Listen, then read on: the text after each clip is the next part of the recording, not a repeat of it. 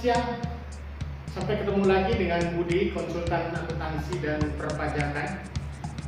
Selamat ketemu lagi adik-adik sekalian. Pada hari ini kita membahas bagaimana sejarah akuntansi itu ada dan bagaimana prosedur siklus daripada akuntansi itu sehingga menghasilkan laporan keuangan. Adik-adik sekalian, akuntansi ini, sebelum akuntansi kita mengenal dengan tata buku atau bookkeeping. Dan tata buku inilah yang sebagai dasar. Kalau tata buku itu tadi dia ada pada saat proses yang memperkenalkan adalah Belanda. Tapi di dalam tata buku ini hanya proses pencatatan dan pengitihasan saja, tapi tidak menciptakan analisa. Sedangkan akuntansi sendiri adalah proses pencatatan pengitihasan daripada transaksi-transaksi keuangan sehingga menghasilkan laporan keuangan dan dapat menganalisa laporan keuangan itu untuk proses pengambilan keputusan. Nah, dari mana sih akuntansi ini? Akuntansi ini sebenarnya sudah diperkenalkan sejak tahun 1494 oleh Lucas Paciolo. Dia menulis buku yaitu Tractus de Computis et Sertorio. Dalam babnya, yaitu dalam bukunya Summa de Arithmetica Geometrica Proportione et Proportionalita. Atas dasar inilah dia mengintisarkan antara penggolongan-penggolongan daripada hutang, modal, dan inilah sebagai dasar untuk lahirnya akuntansi. Oleh sebab itu, untuk lebih lanjutnya, apa sih siklus daripada akuntansi itu? Siklus daripada akuntansi itu sampai menghasilkan laporan keuangan, kita dapat melihat dari bukti transaksi. Bukti transaksi ataupun nota, bond, invoice, faktur, semuanya yang berhubungan dari bukti transaksi inilah yang dilaksanakan proses pencatatan daripada akuntansi itu sendiri. Proses ini adalah langsung diadakan proses penjurnalan. Jurnal inilah yang akan menjadikan nanti proses daripada akuntansi ini untuk dilaporkan ke buku besar.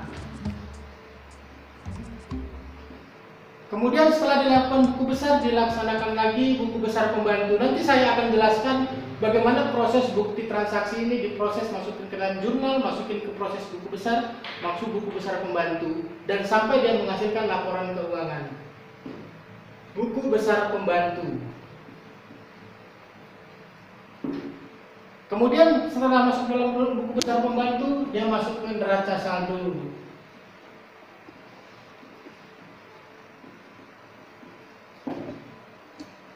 Neraca saldo adalah menggambarkan elemen-elemen yang diambil dari buku besar tadi. Transaksi apa yang sebenarnya terjadi di sini? Buku besar hutang, buku besar piutang, buku besar transaksi kas, di semuanya ada di dalam buku besar yang diambil dari proses jurnal tadi. Neraca saldo tadi kita sesuaikan. Apa sih maksudnya? Nanti di sini ada jurnal penyesuaian. Masuk dia kepada jurnal penyesuaian. Apa itu jurnal penyesuaian? Nanti di dalam season berikutnya kita akan mengklasifikasikan apa itu jurnal, apa itu buku besar pembantu, neraca saldo, neraca penyesuaian, kemudian masuk ke dalam neraca saldo setelah disesuaikan.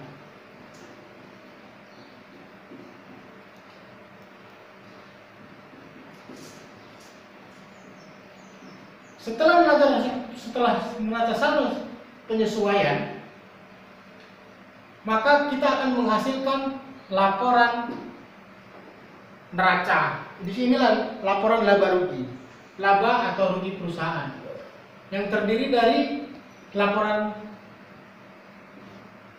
neraca perubahan modal. Inilah yang disebut dengan laporan keuangan. Apakah terhenti sampai di sini? Tidak. Disinilah nanti ada lagi posting, yaitu masuk ke posting closing journal namanya.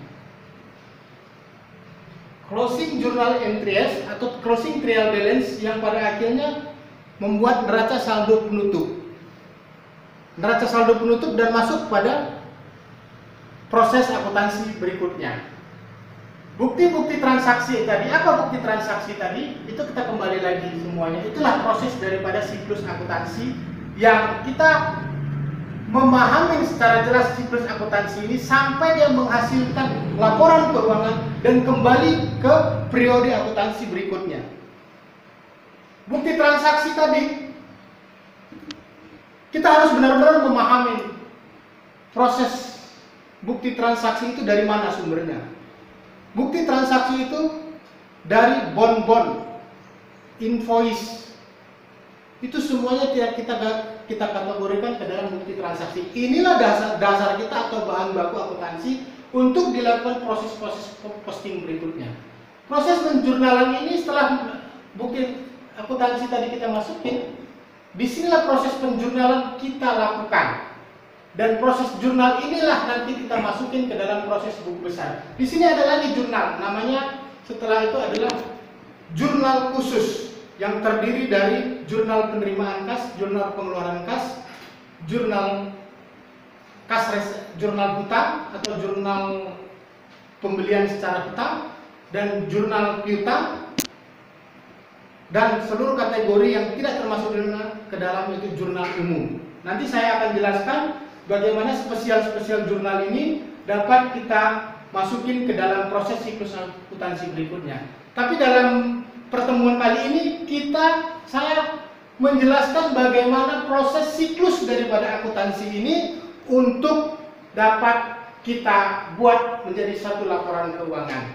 Demikianlah siklus akuntansi yang saya jelaskan. Untuk pertemuan berikutnya nanti dapat kita jelaskan satu persatu apa itu bukti transaksi, jurnal, sampai kita menghasilkan laporan keuangan, dan sampai pada kita menghitung berapa pajak-pajak apa saja dalam peraturan perpajakan yang ada di negara Indonesia. Terima kasih, sampai ketemu lagi dalam episode berikutnya.